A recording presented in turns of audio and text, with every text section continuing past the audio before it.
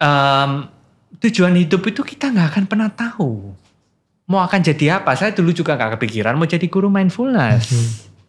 Dari kesendirian ini yang menyebabkan kesepian. Sukacita itu akan menimbulkan masalah kesehatan. Oh iya? Iya. Contohnya adalah terutama di area jantung. Oh. Pernah kan ada orang senengnya setengah mati terus tiba-tiba kena serangan jantung. Iya. Itu bisa lari ke fisik juga gitu. Bisa lari ke fisik.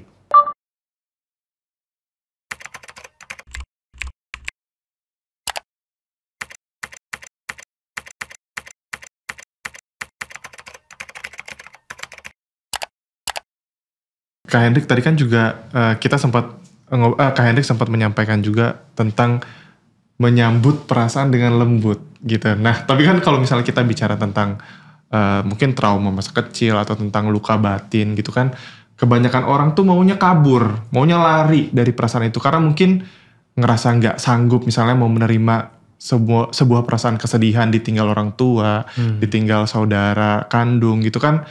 Itu adalah luka-luka yang mungkin takut gitu untuk apalagi mau disambut dengan baik gitu. Buat menerima itu ada aja tuh pasti udah susah gitu. Bahkan seringkali ini juga akhirnya menghambat produktivitas kayak gitu. Nah, bagaimana mungkin caranya menyikapi perasaan-perasaan yang sangat tidak nyaman di diri kita dengan lembut yang tadi Kak Hendrik sampaikan? Oke. Pertama adalah dengan lembut ini macam-macam ya caranya. Dalam artian dengan lembut, pertama belajar untuk tidak melawan perasaan itu sudah lembut sebenarnya. Tapi masih ada kaburnya dikit, gak apa-apa. Misal pada saat kita marah gitu, saya kabur ke napas saja gitu. Pada saat kita merasa gak enak, saya kabur di olahraga karena saya ngerasain badan. Nah itu masih oke. Itu juga belajar untuk lembut. Kita tidak berusaha untuk mengenyahkan marah terus gitu ya. Karena nanti kalau perhatian kita di sana terus, yang terjadi apa? Wah, kita semakin marah lagi. Jadi kita memindahkan perhatian dulu ke hal-hal yang netral. Atau hal-hal yang menyenangkan. Hal yang menyenangkan ini kalau bisa yang gak terlalu menstimulasi ya. Nah, misalnya napas itu masih oke. Atau kita yoga, berolahraga itu juga masih oke. Jadi bukan mengalihkan ya? Ya bukan mengalihkan, hanya memindahkan perhatian ke badan. Ya. Jadi ini beda ya dengan kabur ke Netflix, sosmed, beda ya. Pasti kesana sih kalau kabur ya. Ya boleh kalau Anda mau kabur tapi ya sebentar aja, tidak perlu terlalu berlebihan. Karena Anda tahu bahwa ini sementara aja gitu. Ya. Jadi yang pertama Anda boleh merasakan badan. Nah kemudian yang kedua adalah ketika Anda terbiasa untuk memindahkan perhatian, sekarang saatnya kita untuk bertemu dengan yang gak enak ini. Iya, si perasaan ini ya. Ya, kenapa seperti itu langkahnya? Karena untuk kita bisa bertemu sesuatu yang gak enak itu perlu otot-otot yang sudah terlatih di otak. Dalam artian apa? Otot perhatian kita itu udah dibiasakan untuk bisa rela berada di satu tempat secara beberapa lama gitu ya. Dalam artian biasanya kalau kita ketemu hal-hal yang gak enak, yang terjadi apa? Perhatian kita tuh sebenarnya bukan di hal yang gak enak ini aja gitu. Perhatian ini udah pindah kemana-mana. Oh iya nanti kesana kemari buat cerita sendiri gitu kan ya. Nah itu yang menyebabkan akhirnya apa? Rasa gak enaknya lebih besar lagi. Seolah-olah membesar gitu. Karena kita lihat itu dengan ditambahi dengan skenario pikiran kita sendiri. Waduh gawat, aku nanti mati nih. Aduh kok kenceng banget ya ini paniknya. Gak apa-apa dah, nanti aku mati loh gitu kan. Misalnya begitu. Itu tambah bikin cemas. Nah tapi perhatian yang sudah terlatih, mungkin terbiasa merasakan napas, merasakan badan. Maka ketika berhadapan dengan ketakutan ini, perhatiannya bisa tetap mau stay di satu tempat. Gitu. Dan kemudian kebiasaan untuk tidak menambah-nambah cerita, yaitu misalnya langsung ke napas, langsung ke badan. Nah itu membuat kita juga secara nggak langsung menyayangi diri sendiri. Gitu. Ya. Nah akhirnya kita mau bawa ini juga pada rasa-rasa nggak enak. Ya, karena bukan cuma yang bukan cuma kita yang pengen disayang. Kecemasan ini juga pengen disayang. Ya karena kecemasan ini ada untuk membantu diri kita survive. Nah, kecemasan ini juga pengen dianggap gitu. Yeah. Karena dia itu pengen yang terbaik buat kita, cuma salah tempat gitu. Yes. Alarmnya nggak pas. Jadi kita temui dengan perhatian yang sudah terlatih, dan kita temui dengan rasa kasih sayang, kelembutan. Of course, saya bilang bukan ini akan jadi hal yang mudah atau spontan. Bisa jadi spontan, tapi ya jangan ekspektasi ke arah itu. Tetap butuh waktu. Kenapa? Bayangin, kita seumur hidup mungkin kita nggak pernah lembut ke diri sendiri. Namanya lembut itu belajar. Betul. Nah, pada saat mengalami emosi yang nggak enak, ya kita belajar lembut, belajar lebih sayang mereka, itu juga butuh waktu. Ya, karena perhatian kita udah dilatih ya. Dengan cara yang sedemikian rupa itu otot-ototnya sudah ke arah yang apa? Otot-otot panik, otot-otot cemas, itu yang dilatih semuanya. Betul, dan ada muscle memory juga ya. Iya. Jadi terbiasa dengan... Ya jalur neuronnya akan bekerjanya ya ke arah cemas dan panik terus gitu. Nah sekarang bayangin Anda mau buat rute baru di hutan misalnya, itu kan butuh waktu. Ya rute baru ini apa? Rute cinta kasih, rute kelembutan, ini kan belum pernah ada. Nah, maka dari itu lakukan selama misalnya minim 8 minggu latihan mindfulness misalnya. Ya, mau nggak mau gitu. Bukan, jadi mindfulness itu bukan latihan atau terapi yang kemudian Anda lakukan terus setelah itu beres Anda nggak ngelakuin lagi. Enggak gitu. Mindfulness itu adalah sebuah, menurut saya, kebutuhan primer. Apalagi di era modern. Ya.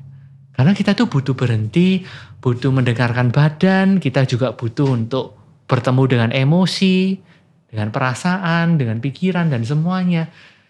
Kalau bukan kebutuhan primer apalagi gitu. Betul. Oh itu semua diri sendiri.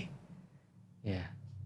Karena ini yang akan mendikte semua keputusan kita. Ya, misalnya di pengadilan pun keputusan itu sebenarnya sebagian besar juga diambil berdasarkan emosi. Gitu. Ya.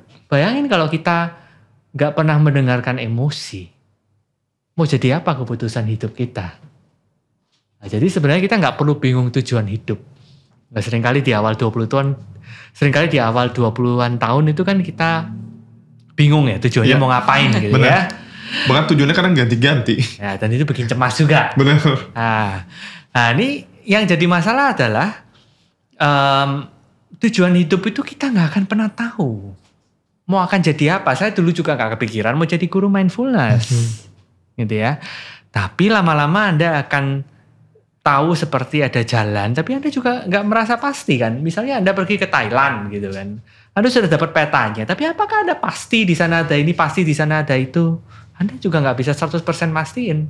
Anda mungkin jadwal di Google Map bilangnya jam 9 buka, ternyata hari ini tutup. Ya karena orangnya pergi ke luar negeri. Nggak ada yang tahu, serba nggak pasti gitu kan. Benar. Nah jadi Anda perlu punya peta. Tapi Anda perlu tahu bahwa segala sesuatu itu nggak pasti. Dan ketika kita tahu bahwa segala sesuatu nggak pasti, itu akan berdampak positif pada saat ketika kita merasakan satu emosi atau perasaan. Ya, karena akhirnya kita jadi nggak memutuskan sesuatu itu berdasarkan emosi yang mendadak gitu. Ya. Dan kemudian juga pada saat kita mendengarkan emosi, pada saat kita mendengarkan pemikiran-pemikiran kita jadi tahu bahwa oke, ya sementara aku maunya begini. Ya aku jalani aja, gitu ya. Dan dengan skill mindfulness kan kita tidak mengentertain pikiran, tidak mengentertain perasaan secara berlebihan. Yes, jadi nggak overstimulate ya. Tidak overstimulated. Jadi kalau saya merasa ini yang baik begini ya saya kerjakan dulu. Gitu ya. Jadi nggak perlu bingung dengan rencana-rencana yang terlalu banyak gitu. Itu yang bikin kemudian sekarang kan di perusahaan juga turnovernya tinggi banget gitu ya. Iya. Karena orang-orang akan terus mencari sesuatu yang baru gitu. Betul. Kadang mungkin Anda bukan butuh sesuatu yang baru aja gitu. Tapi yang Anda butuhkan adalah bagaimana Anda menyikapi rutinitas Anda dengan sikap yang baru. Itu jauh lebih penting daripada mengerjakan hal yang baru. Betul. Menjalani dengan sikap yang baru itu apa? Apakah Anda sudah lembut? Apakah Anda sudah ramah? Sebelum Anda memutuskan untuk pindah lain hal, mungkin Anda boleh coba dulu gitu. Dengan sikap yang berbeda di kondisi ini gimana? Well, kalau ini memang udah tidak bekerja, barulah Anda boleh pindah di opsi yang lain. Ya, kalau misalnya Anda belum mencoba cara ini dengan sikap yang baru, ya Anda nggak pernah tahu bahwa keputusan Anda untuk pindah itu adalah hal yang mungkin Anda sudah sadari benar-benar gitu. Oke, berarti bisa dikatakan bahwa mindful ini kan tadi seperti yang Kak Hendrik bilang, tidak bisa dilakukan one time only gitu ya. Justru ini harus dijadikan sebagai, mungkin bisa dikatakan sebuah habit gitu ya Kak. Sebuah culture baru yang memang ya akan selalu dijalani gitu ya. Nah, tapi kadang nih untuk bilang konsisten itu susah gitu ya. Nah mungkin apa sih hambatan gitu untuk bagi pemula yang baru mau mencoba menerapkan mindfulness gitu Kak? Ya karena konsisten itu punya musuh utama. Musuh utamanya itu adalah ekspektasi. Ya, karena pada saat kita mau berlatih mindfulness itu kadang ekspektasi kita udah ketinggian gitu loh. Iya. Wah aku mau lakuin 30 menit langsung gitu. Wah kalau aku ngelakuin setiap hari udah pasti tenang gitu ya. Coba diturunin dulu ekspektasinya. Ya.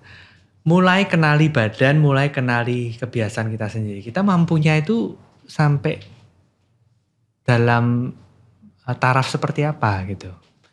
Misalnya nih, yang dibilang komitmen itu kan Anda bisa mulai dari 3 menit nih. Bahkan 1 menit, 5 menit. Bisa kan komitmen seperti itu. Tapi bahkan ya saya itu memberikan komitmen 5 menit per hari pun kadang orang juga gak mengerjakan. Kebayang lagi Kak. Ya kan? Kenapa gitu ya? Karena orang itu biasanya juga punya nilai-nilai yang atau value yang berbeda di hidup gitu.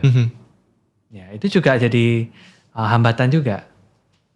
Misalnya nih, kalau Anda mau berkomitmen, kemudian value Anda enggak di situ, ekspektasi Anda berbeda. Ini komitmen gak bakal jalan. Misalnya ekspektasi Anda adalah ya pengennya cepet-cepet langsung hilang gitu misalnya. Dan value saya adalah segala sesuatu harus cepat. Kedua hal ini tidak akan membuat Anda bisa komitmen latihan mindfulness. Jadi hati-hati dengan belief atau value yang kita percayai. Ya. Kalau kita mau melakukan mindfulness dengan komit, mau mengubah sikap kita dengan lembut, please evaluasi lagi value diri kita sendiri.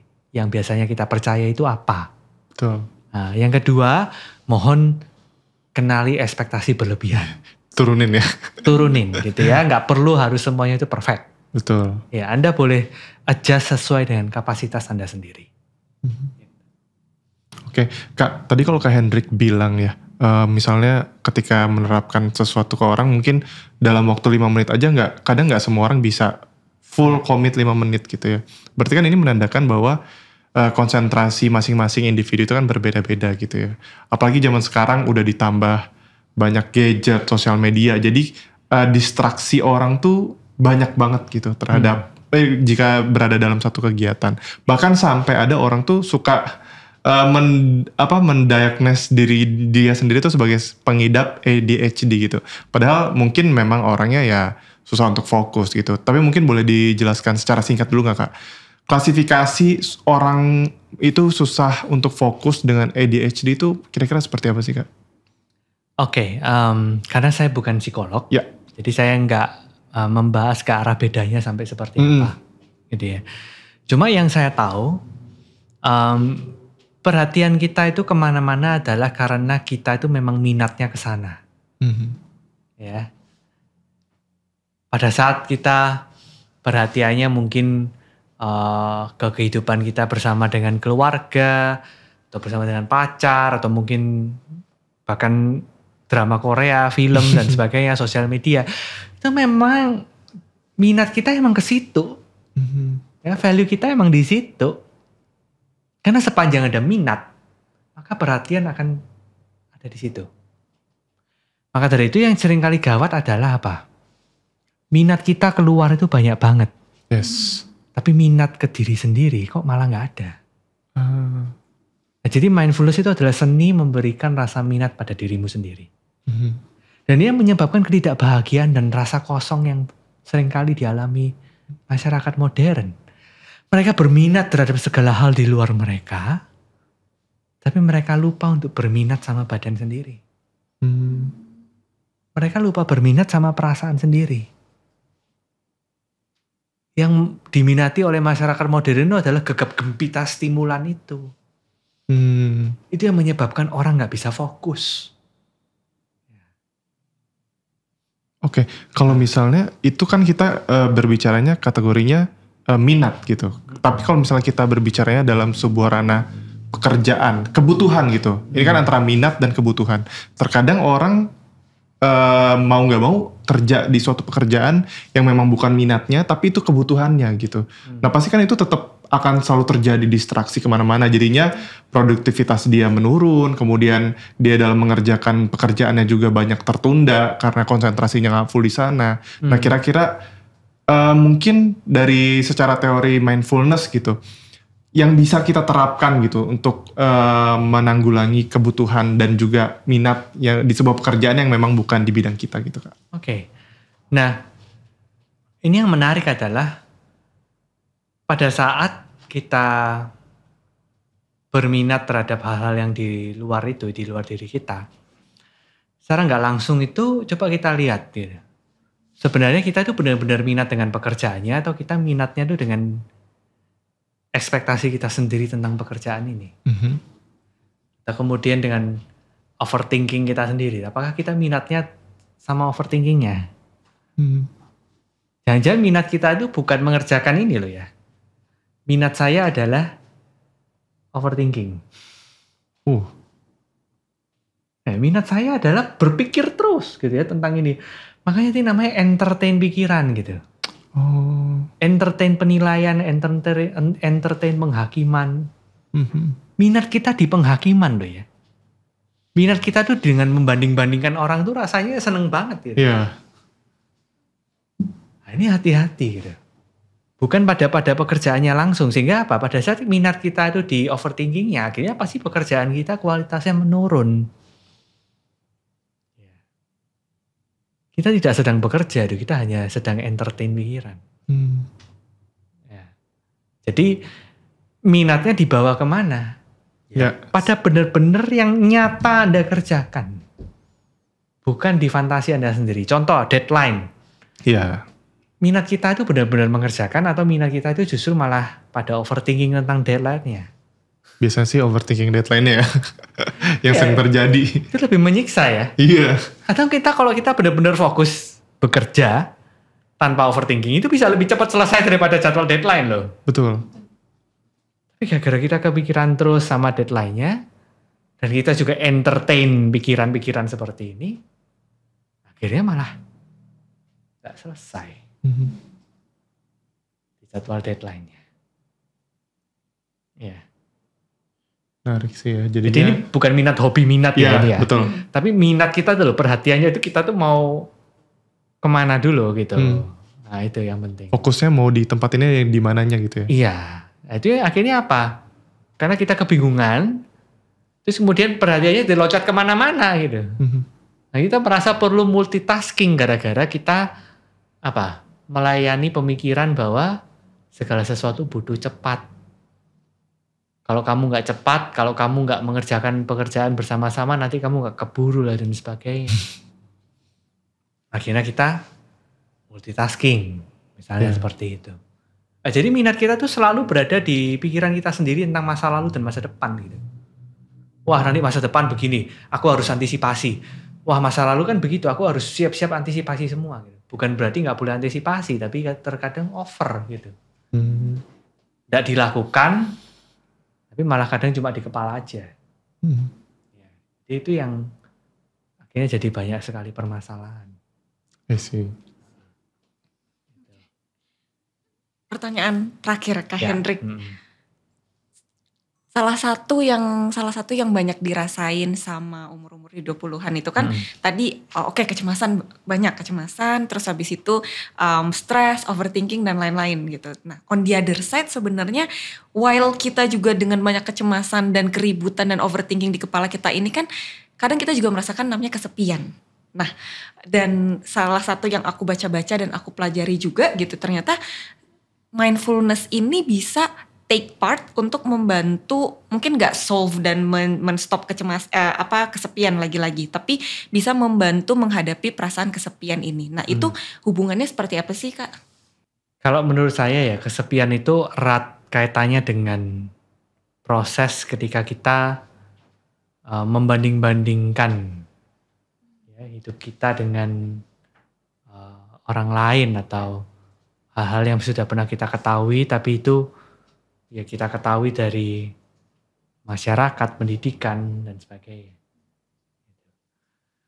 Banyak tuh orang yang hidup sendirian di tengah hutan, retret gitu ya, meditasi misalnya.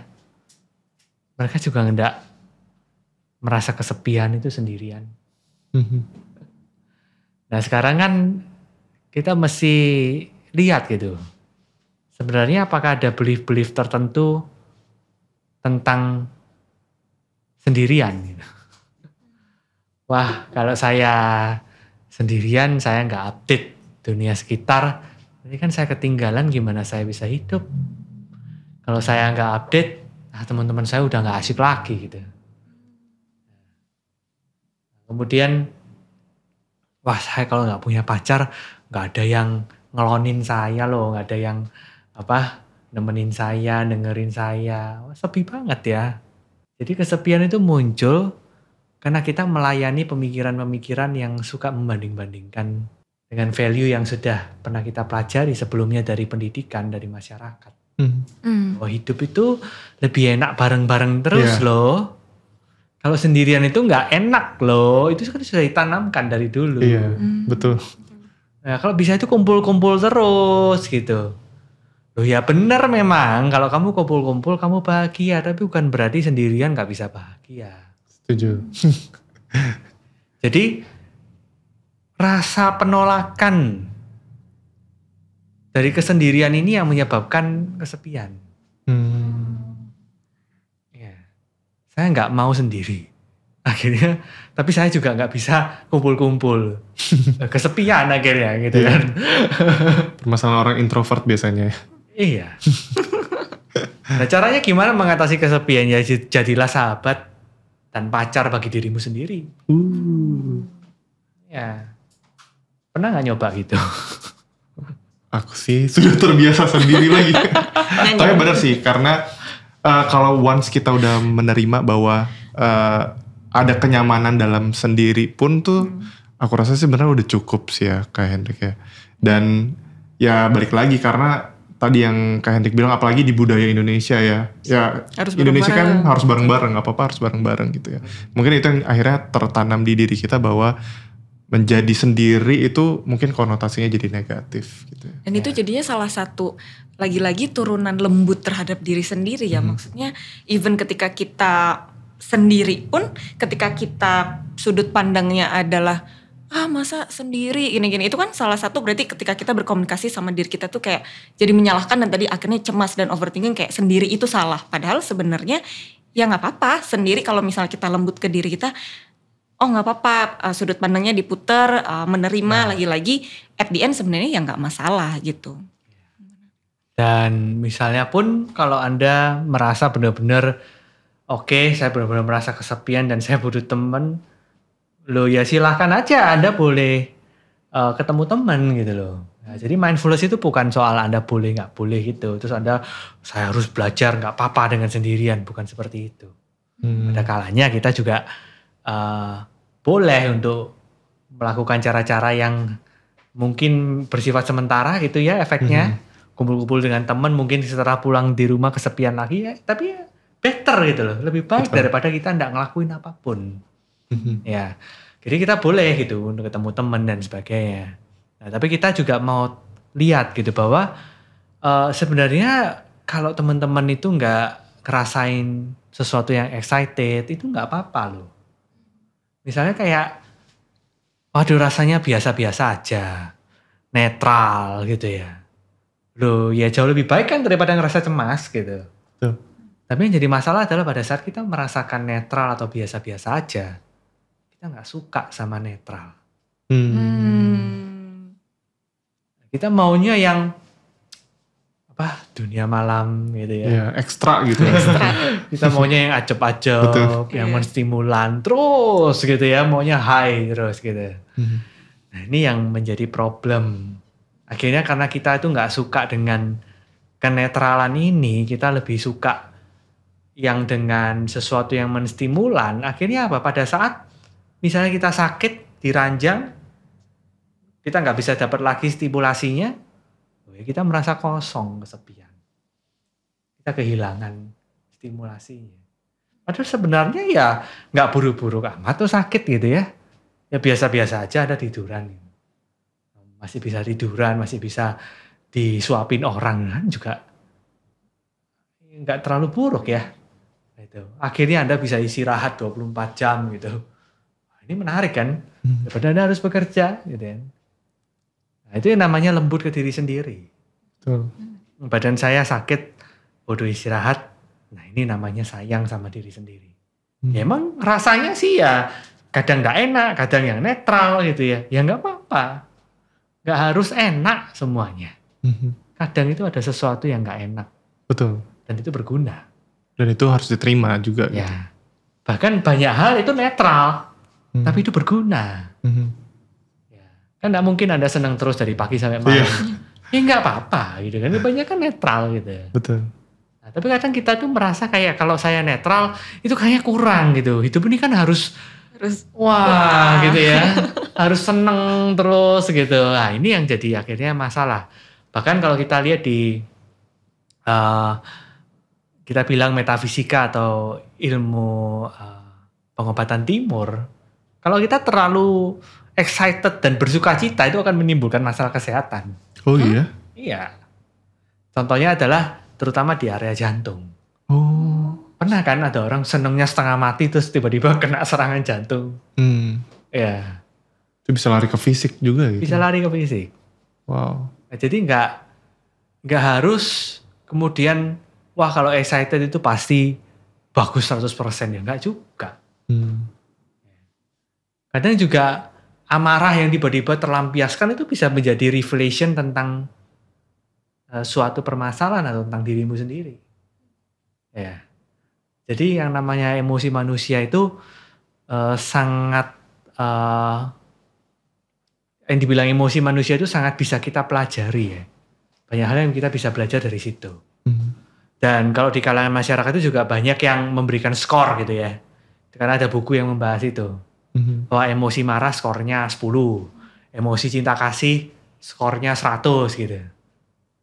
Nah tapi pertanyaan saya adalah, meskipun itu skornya rendah atau tinggi, tapi ini bukan masalah emosi ini baik atau buruk. Karena mau emosi itu levelnya rendah, tinggi dan sebagainya, kita tetap butuh itu semua. Nah, tapi kita tahu aja bahwa memang mungkin secara energetik levelnya rendah, levelnya tinggi. Ya, kita nggak perlu terlalu ambil pusing. Jadinya kita malah menghakimi nanti.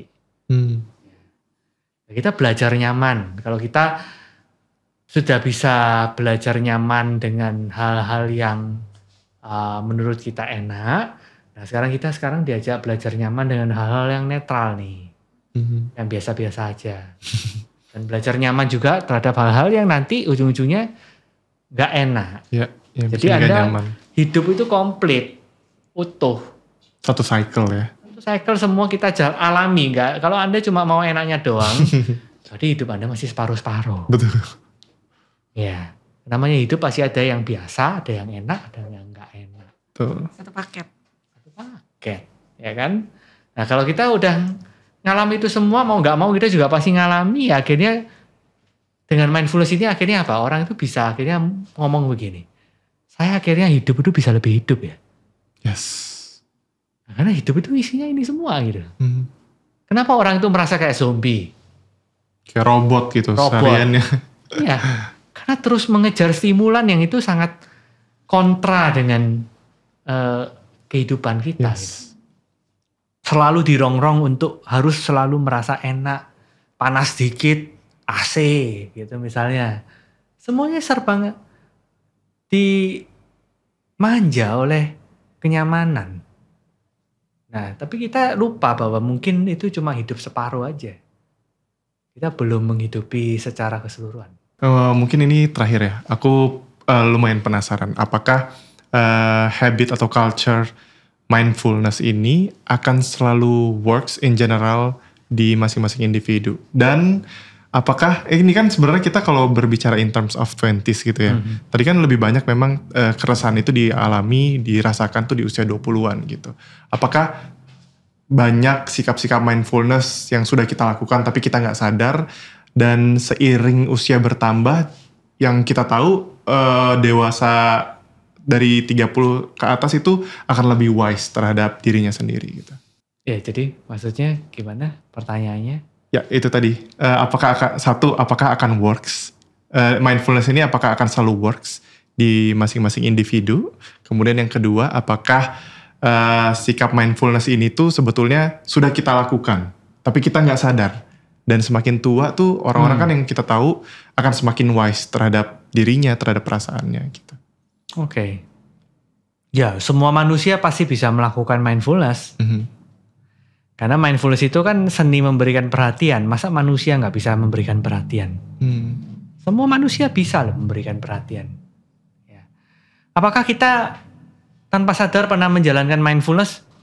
Ya bisa jadi gitu. Iya, karena kita kadang nggak tahu teorinya gitu. Iya, misal kita ke gunung, terus kita nggak punya banyak pemikiran, kita hanya nikmati aja alamnya. Wih bagus ya, gitu. Kita berhenti sejenak, ya cuma sekedar menikmati. Tapi sekarang susah kayaknya. Ketemu pemandangan indah udah Foto. story. Update. Ya real segitu kan. Habis itu selesai, aku puas, aku udah dapat pemandangannya. Yuk pergi ke tempat lain gitu kan. Bahkan kita enggak menikmati loh. Gitu ya. Kejar viewers. Nah ini yang dibilang kualitas mindfulness yang mungkin orang-orang itu lupa. Ya, jadi sebenarnya mungkin ya sepersekian detik mungkin Anda merasakan demikian gitu kan. Nah, tapi yang akhirnya jadi keputusan Anda adalah apa? Bukan memilih yang mindful, memilih yang stimulasi-stimulasi ini. Overstimulate itu. Ya. Nah, terus kemudian pada saat umur bertambah, kemudian kita lebih wise, tergantung ya. Banyak juga yang masih tergantung ya. kekanak-kanakan sampai betul. Umur sudah tua gitu ya. Itu tergantung pilihan kita sendiri gitu. Untuk apakah kita benar-benar mau belajar sesuatu ya tentang diri kita sendiri. Yang saya lihat itu malah oke, mungkin kita bisa wise misalnya tentang bagaimana kita mengelola perekonomian, mengelola kehidupan misalnya rumah tangga dan sebagainya, mungkin bisa jadi lebih wise. Tapi yang saya lihat jarang itu adalah bagaimana menyikapi emosi atau pemikiran dengan lebih wise. Itu orang yang dengan usia senior pun saya kira belum tentu bisa wise soal ini. Belum tentu bisa dewasa soal emosi dan pemikiran. Ya, jadi tergantung. Maksudnya wise-nya apa dulu nih gitu. Tapi semua orang, tidak peduli tua muda, tidak peduli batasan apapun, semuanya bisa latihan mindful.